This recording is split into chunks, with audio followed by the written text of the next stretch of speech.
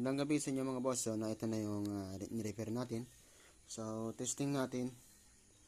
So, 1000 watts. So, upgraded na din siya mga boss. Flip-flop.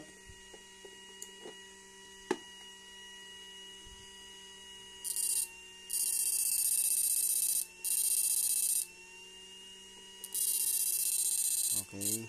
So, nagpalit tayo ng resistor, MOSFET, tapos diode, yung dalawa. Palit tayong SCR, tapos may mga ibang resistor, pinalitin din natin. Tapos nagpalit din tayo ng Mylar capacitor. Okay.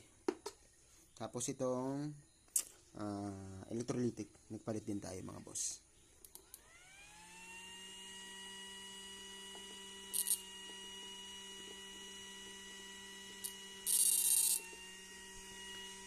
Ito lang natin switch.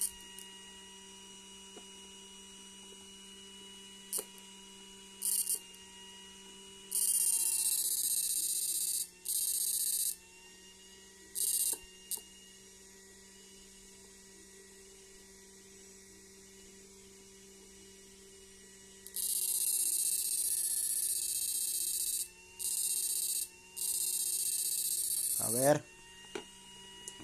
Flip-flop off.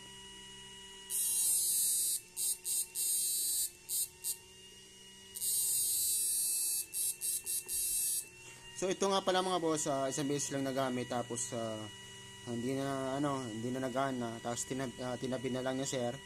Na stock ng ng halos isang taon yata to. So di naman niya tinapon. So may na kita tayo, kilala tayo, so pina-repair niya. So ayun.